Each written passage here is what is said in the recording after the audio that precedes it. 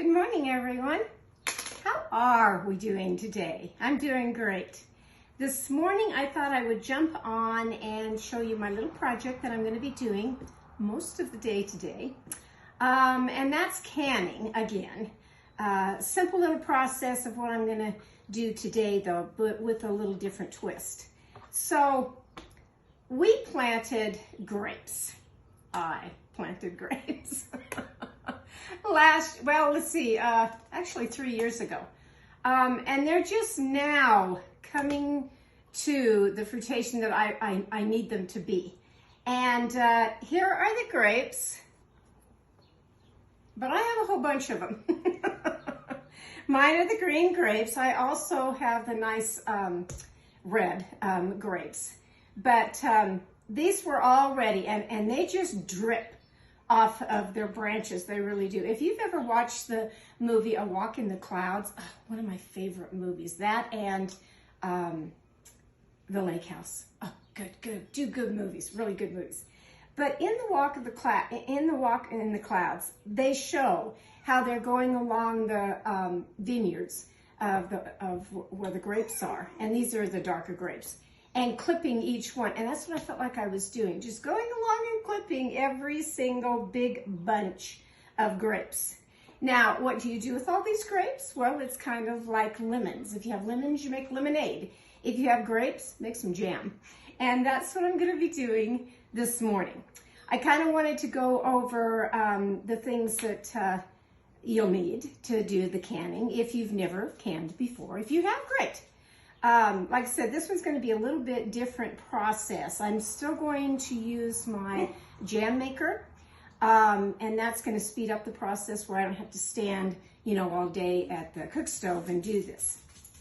In buying my canning jars yesterday, and if you know how to can and you do can, as a seasoned canner that you don't throw your jars away because they're quite expensive, and now they're double and triple in price. Yep. But my little pint jars are already filled with things. And so and for jam, you don't want that much jam. I mean, I don't. I don't want the little tiny ones, but I do want the half pint. And the half pint are this size right here. I found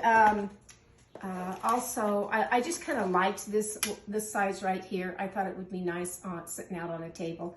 So I got that size, and then these were just adorable. Aren't these cute? These are little 4 ounce. And I think when I fill these, I'm going to give one to my granddaughter. I think she'd get a big kick out of that. What I have in front of me, of course, is 2 different types of the pectin. Now, you can buy the box pectin like this, or you can buy it the powdered like this. And this is the one that I use and I like. I find it to be more user-friendly because I can take out tablespoon after tablespoon of whatever I need instead of, going through this box. So I kind of wanted to show that.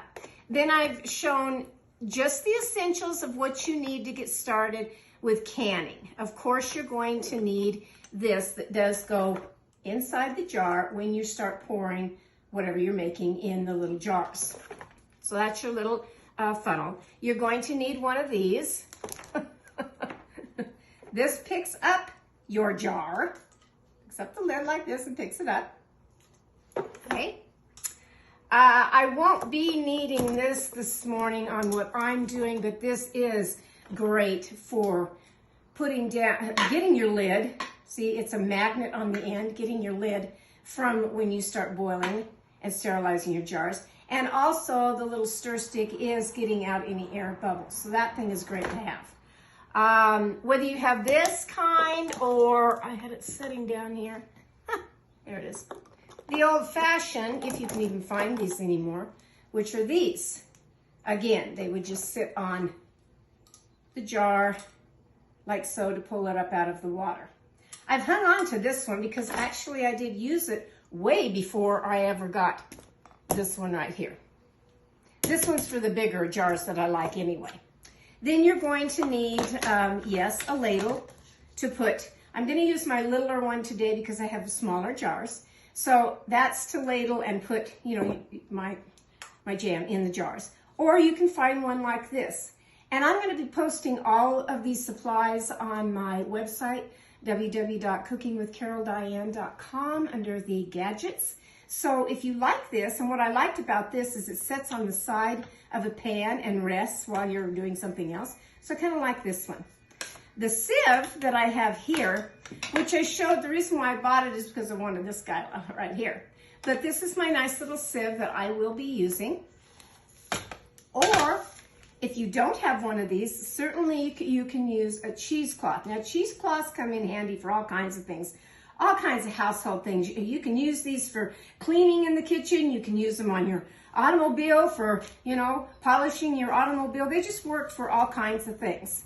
But I don't know that I'm going to be using the cheesecloth today with my grapes. I'm going to try my sieve first. So to get started, the very first thing of canning, there's two very important things. One, take these jars over to your sink and wash them well with soap and water. That's the first thing. You're going to think, well, it's brand new and it all came sealed in plastic, you know, from the store. They're clean. I wouldn't trust that on a bet. So take them and wash them. Yes, you can wash them in your dishwasher. And then you're going to think, well, that sterilized them. No, it really doesn't. You still have food particles that swoosh around in that dishwasher every time you turn it on. So I recommend that first you wash them with soap and water in your sink. Then you put them in some kind of a large pot. I have my canning pot that I'm going to be using today. And you fill it all, you get the cans in, you fill the water into the jars, and then you just start filling it all the way to the top part of the jars. And you start it on boil, and you boil it to sterilize it. So number one, wash them. Number two, sterilize them. And then I'll show you the process of what I'm going to do with, oh my gosh, all these grapes. So I'll be right back.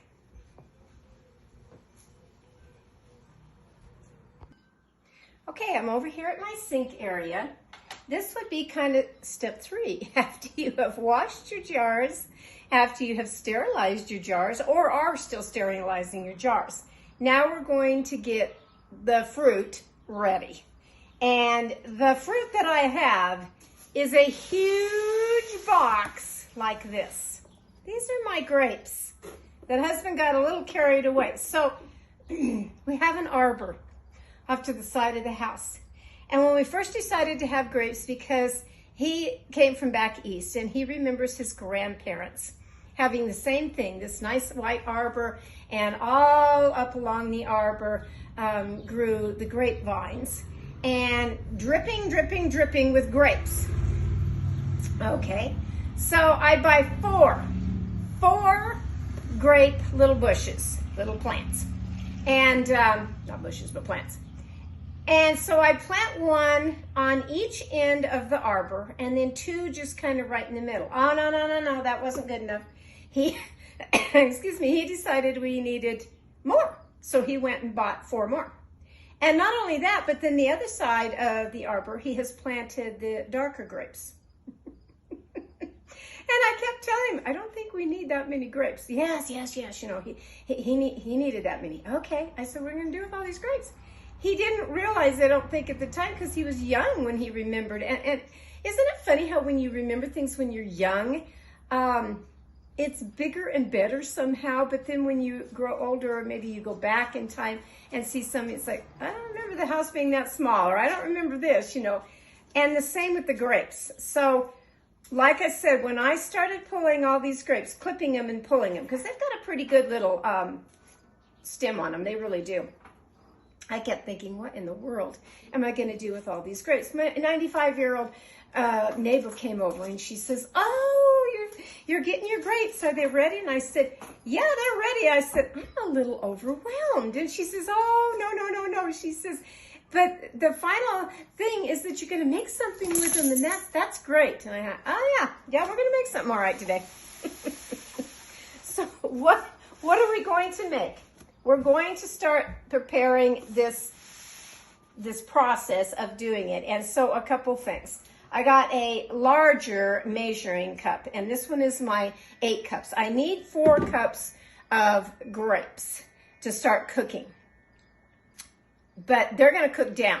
And so for what I want to get the exact measurement, I'm doing 8 cups. So basically all you do is you would take the grapes. Sure, there's going to be some on there that don't look so nice, but you take your grapes. I found that you just kind of pinch, just a light little pinch, and they come right off. The main thing is to get them off the stem, this part, but also it's kind of like a cherry. So if I was to have it like this, you see there's still two little stems right on there, and that has to come off. Those have to come off. So first you have to prepare your fruit with that. Now, I did not spray these outside with any pesticide. What I did notice was that hanging on the top part of my arbor was some of these had been already chewed off, probably by the birds. You know, way up there, it has to be the birds. So, and we have bigger birds, we really do here. I have doves that fly around and kind of big black birds. And I'm sure the blackbirds, or maybe the doves, I don't know. I'd have to look that up if doves like to have the taste of grapes. I don't know. When I bought my fresh eggs down the street, a little ways from this gal that has quite a large, I think she has 30 acres, she told me. And she had all the chickens, yes, but in her yard, she had row after row of beautiful grapes. I could see them. I could see all the leaves. They look just like mine and all that. She just didn't have them on an arbor. They have them on a fence line. And anyway, her chickens, when I went to get the eggs, all these chickens were, and there was a bunch of them, 200 in fact, they were all underneath the grapevines because it was shady under there. Okay. And so I just kind of mentioned, I says, oh, you have grapes too. And she says, well, I did. And I said, what do you mean? She says, well, the first year when they produced like this, she said, I had so many like this graping box that she said, I started to see if I could sell them. No, nobody wanted them. Because you have to understand where we live down here, there's vineyards down here that they grow the grapes to make wine. And she says, finally, I just, set out the free sign, come and get them free. But she said, I didn't get that far last year because she said the chickens ate them all. I said, your chickens ate all your grapes? Yeah. She says, they did.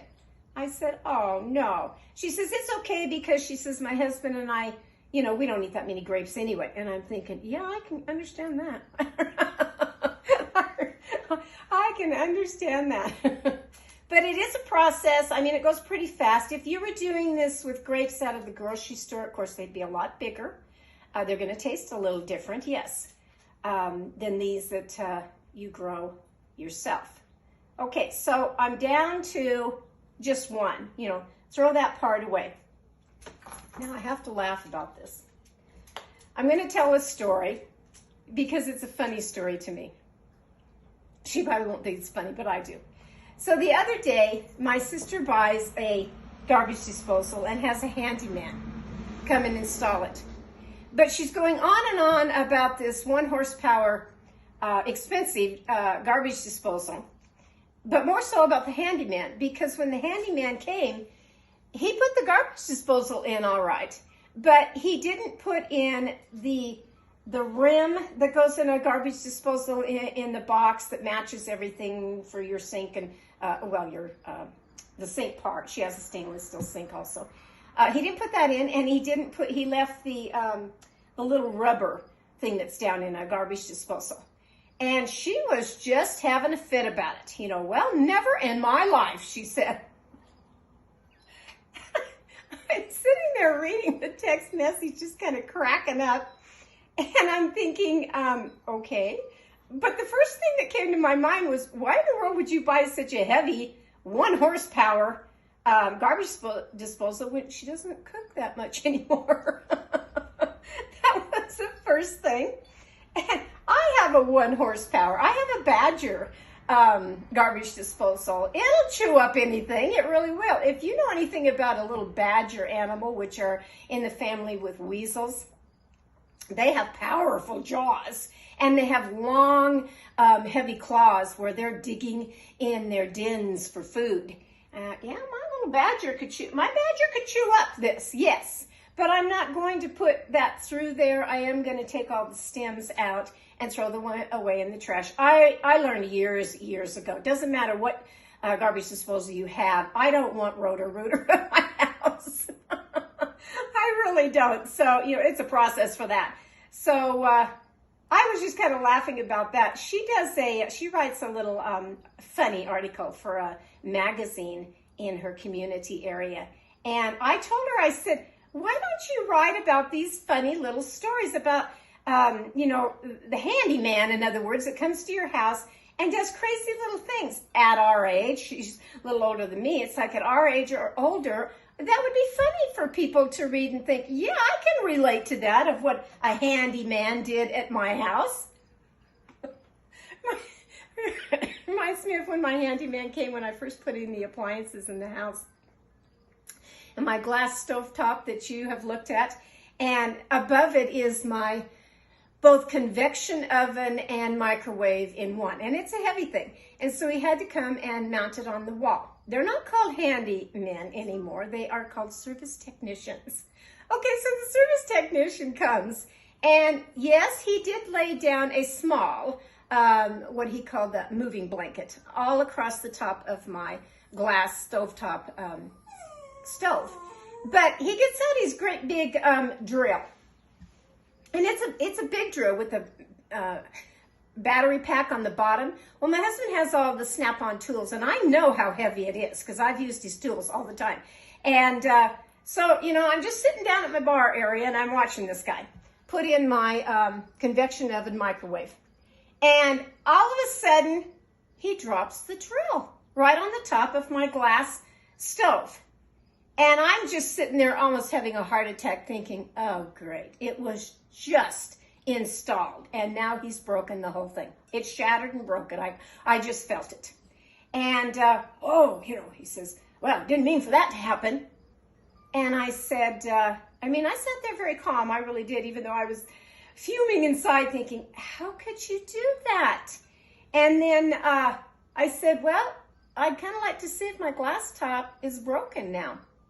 And, oh, no, he says, I don't think it is. He says, that's what this heavy moving pad is all about.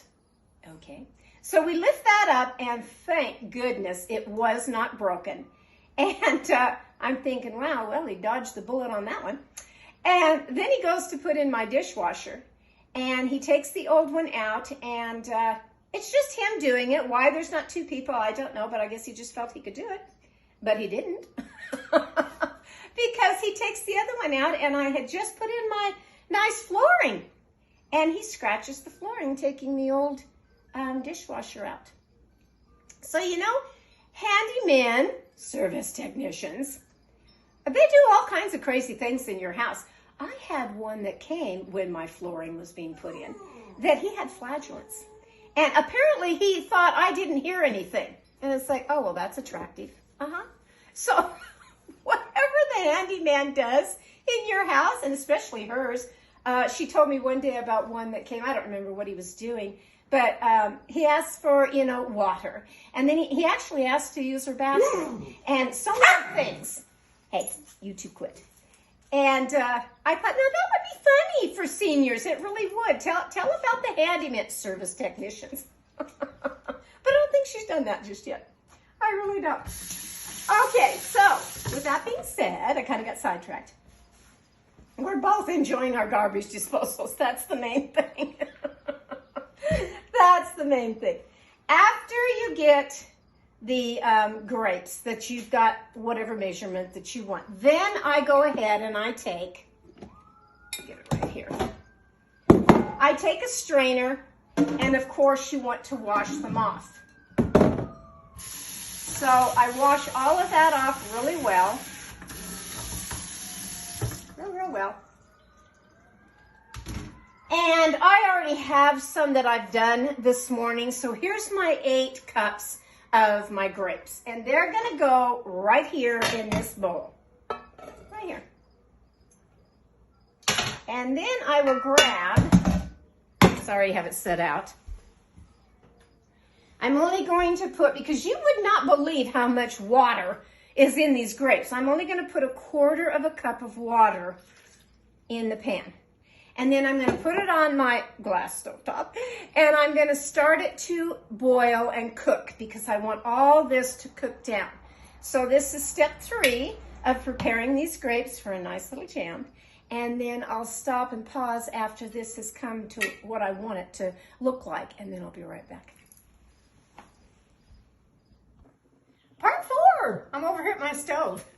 The one I'm kind of partial to that I don't want broken. Okay, so a couple of things. I got out a big pot, and this is my sieve that I'm going to be using. And down in here, I've gone ahead and put my nice Pyrex 4-cup measuring cup down in here because this is just about ready as far as me wanting to know. Put that over there.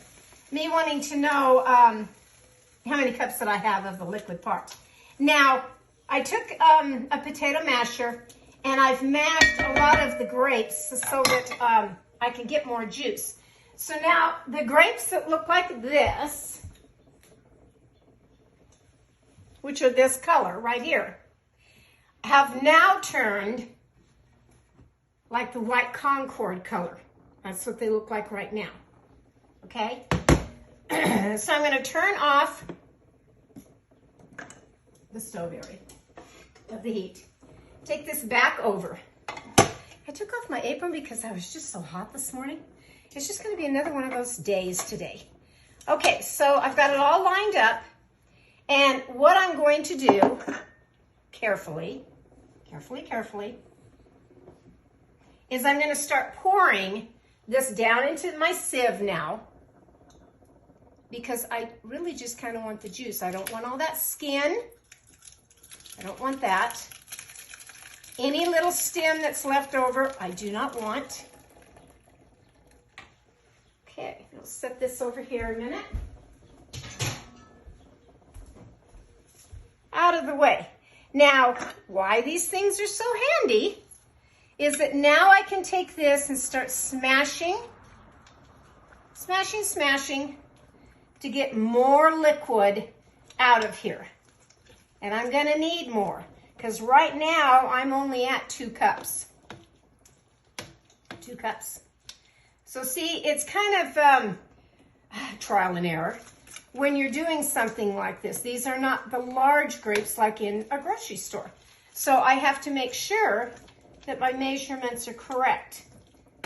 So what I'm going to do is, while this is still just getting all the water out, I'm going to put some more grapes in my pot to get it up to that 2 cups. I'm going to start with probably another 8 cups so that I can have more juice in here. So I'll be back in a minute. Oh, and by the way, these are all sterilized now, the little jars that I'm going to be using. It's fine to just let them sit in the boiling water because, you know, that's not going to hurt a thing. So I'll be right back. Okay, I'm back for just a minute to show you that adding that second little batch of cooked grapes did bring it up to my 4 cups of the liquid of what I need. This was the remainder that is still, you can see that very well. It's still coming out down here on the bottom. And that's okay. I'm just going to kind of keep saving that. I'm going to go ahead and let this batch get down. See, they're all still grapes, but some of them have turned already, you know, from the green to the lighter green. The 1/4 of a cup of water just gets it kind of started, so you're not going to burn anything on the bottom. It just gets the process started. Jars are sitting there waiting. I can take them out at any time. Now I'm going to go over to my counter to show you the process of using my little jam machine again and putting this in it and what you'll need to put it all together. Okay, I guess we're on to 5 of this process of making jam. Now, I have shown you my jam maker before, and yes, it is on my website, www.cookingwithcaroldiane.com. And this is the greatest thing since sliced bread. It really is. It really is. This machine is what's going to do all the work for me. so what I'm going to do, I do have to turn it around here so that I can see the little dial, but I will tell you what I'm pushing. I've got it plugged in, so I have power. Okay, so the first thing that I want to do is I want to take my 4 cups of the grape juice now and pour it right in here. I have made so many jars of my raspberry jam and the peach in this thing. I can't even tell you how wonderful this little machine is. And again, it's on my website under the gadgets. Okay, so I'm going to pour that in there. Now this recipe is a little different for the grape jam. So I've got my 4 cups of grapes in there. I'll just set this over here so I can read it, because sometimes I just can't read far away. Now I'm going to take the zest from 1 lemon, and I'm going to add just a little bit of zest in here. And that's going to be nice when it's in the jars, that you can see just a little speckle of the zest in there. I want to get enough that I can see it. It doesn't really on this recipe even say other than zest of 1 lemon. My lemon's a pretty good sized one, so I think that's probably good enough on that. Okay, and then you're going to need 4 tablespoons of lemon juice.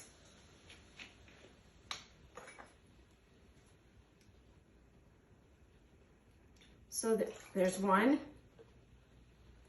2, 3, and 4. That's a little imperfection I don't want in there. Okay, and then we're going to take, this is why I like this particular one, of the pectin. Bigger bottle to have your measurements go into than the box. And I need 1, 2, 3, 4 tablespoons of pectin. Then I need a 1/2 teaspoon of salt. Put in there. And that's it for right now. Now I'm going to put the lid on. I'm going to start my machine on the little thing that says jam or jelly. I'm going with jam. And then I'm going enter. And what that does is it's going to go for, let's see if I can even read it now, 21 minutes. But before that even happens, and this now the agitator in there, the little blade is just slowly turning, mixing all the ingredients that I just put in there. When I hear 4 beeps is when I'm going to put in 2 cups of sugar. And then pretty much you kind of walk away until you hear it beep again, and it's done. It's done. It's ready then to be put in the jars. My jars are all sterilized, ready to go. So are the little funnels. They're all sterilized and ready to go. That I've picked up each jar with the jar holder, because boiling water is boiling water, you know, it's hot. And then this thing is great. This is all it does. So it's in the pot. You stick that in there and it picks it up for you. These will also pick up not only the lids, but the rims. Pretty nice, huh? That they've invented all of this over, oh my gosh, the pioneering days when grandmothers did it and everything. They didn't have these little tools. They had to use tongs, or I remember watching one grandma that she would use a long meat fork to get hers out of her big boiling pot. So that's kind of the first step, like I said, to making this particular jam. I'll let you know how it goes. I've also sterilized I'm going to use the smaller one of my ladle to get it in my jars, because my jars aren't that big. They're jelly jars. But they're not the little tiny ones, but, and I think these are just going to be these little 4 ounce ones are just going to be adorable. I can't wait to use them. So I'm going to pop back on when this machine has stopped the processing procedure. So it takes 4 minutes to get to those 4 beeps. It really does. And in that interim, I would like to say, I hope my sister isn't offended by my little story. You know, just kind of laugh it off because I thought it was hilarious. I really did. I'm not making fun of her in any way, shape, or form. She's quite a talented person in her own right. And yesterday was not a good day for me. I had to go back to my doctor, and he kind of told me some things I didn't like hearing. I can't ride my four-wheeler anymore. You know, that's kind of out, and I'm not supposed to lift heavy things. So in saying that, you know, putting these videos together for people who have not tried certain things, you know, I still enjoy cooking. I really do. Last night, I really thought about it, and I thought, you know, I think I am going to make a second cookbook. Only my second cookbook, I'm going to incorporate stories, and funny little stories, just like the handyman coming into your kitchen and everything, crazy thing that happens. I'm going to incorporate my artwork that I had started a book many years ago for my children and never really completed it as far as getting a whole bunch of recipes in, not like the recipe book that I have right now. So my next cookbook will be quite different, and I'm really kind of looking forward to that. I really am. And it'll have, like I said, pictures and stories and things that when I open a cookbook, it's like, oh, I like reading about that. I like reading about the grandma that, you know, in the olden days that she, and I did have one of these. She wasn't a grandma, but it was a distant relative that her skirt caught on fire at the old cook stove. And, you know, crazy things like that happen in a kitchen. Okay, there's my 4 beeps. There's my 4 beeps. So now I'm going to open it, and now that's hot, ready to go with my sugar. My 2 cups of sugar. That must be a little moisture in the, well, it is from my cooking of the, sterilizing the pots. Sterilizing those pots. Not pots, but the jars. I can't talk today. I told my doctor that too. I said, why do I say the craziest things? He said, Diane, your mind is going faster than what you think. You've got all these things on your mind. And he says, you just kind of say things that were on your mind at the very beginning, but you're talking about something else, but still on your mind subconsciously. I said, okay, that explains that. I think my measuring cup here got a little moist, but that's okay. All right, now I'm going to put the lid on and let it go. And now it has 16 minutes, pretty much to do its thing. So now I will be back on when this has time to cook and get rolling, rocking and rolling. Let's jam.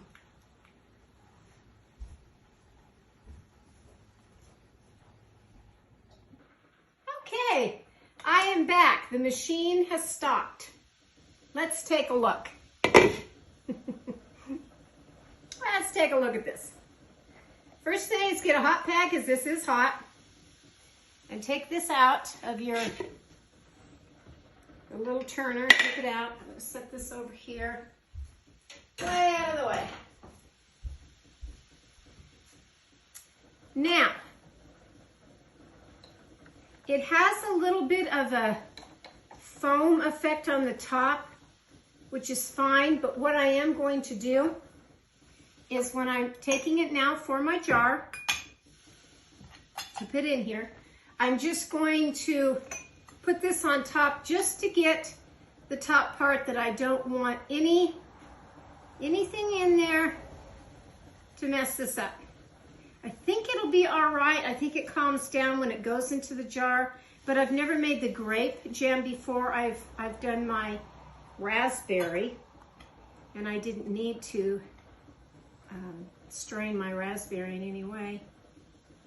But I want this to come out really nice. So I think using this little strainer to get any imperfections, maybe if there was a little stem that, you know, went through this sleeve and didn't, or the sieve, I mean, and didn't get out of there, now would be the time to get that out. Now would be the time. So, like with any canning that you do, leave that little gap on the top here. I always like to wipe my mason jars down with a clean, wet paper towel or cloth, whichever one you have. Now I'm going to take the sterilized lids and put them on and give it a good tight turn. There is my grape jam. How about that? And I'll keep going to fill each one of these jars. So back to my cookbook. If you are curious at all, these are the ones that I started. I put them in big binders like this. There's 4 of them. But these are the big books that I started with my years ago when I was, I don't know, early 40s. I can't remember. Maybe later 30s. I just don't remember. Anyway, I called them the 4 seasons because each one was a season. You know, winter, fall, summer, and spring. And what I did was I would take them and then I would do my artwork inside of here. These are all my paintings that I did. And each one has something, you know, in it. And I did poems. I wrote poems. And then I would have like my mom's giblet stuffing, which I'm pretty sure isn't in my first cookbook here of the Cooking with Carol Diane. So I think that's what I'm going to do. I think I'm going to make a second cookbook and take all of these that I've done out of the 4 Seasons cookbook and put them all in there, add my stories, and add my artwork. Won't that be something different? Yeah, I think it will be. So I'm on today to get the rest of all of this. Oh my gosh, so many grapes to go through, but it'll be all right. It'll be fine. And I hope you have enjoyed watching my little video, telling little stories, and what's on my agenda for the next several months. Because I've always got something that I'm doing in my kitchen or thinking about. And making these cookbooks now, it's going to keep me busy. There's a lot of typing, yes. And that's okay. I don't mind doing any of it. So today is the grape jam. Simple and easy. If you don't have the machine, it's simple on that too, that my directions for that are pretty much that you do just like what I did. You boil the grapes, the lemon zest, lemon juice, pectin, and the salt for a good 5 minutes. Then you add the sugar and boil that for a good minute. Then after that's done, then you go back and you do that water bath. That, remember, water baths are important.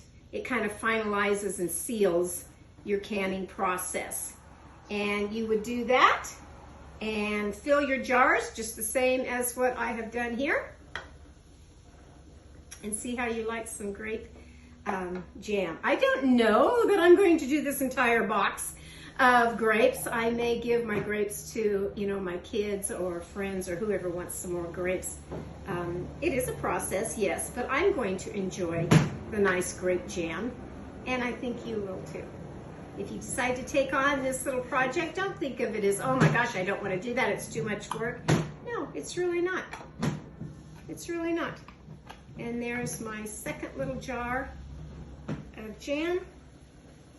Like I said, I just kind of want to get out anything that left over because I want it to be the crystal clear color, and it is, and I'm real proud of that. So there you go, folks. From my kitchen to yours, go have yourself a great day today. I'll catch you next time on Cooking with Carol Diane. Bye-bye now.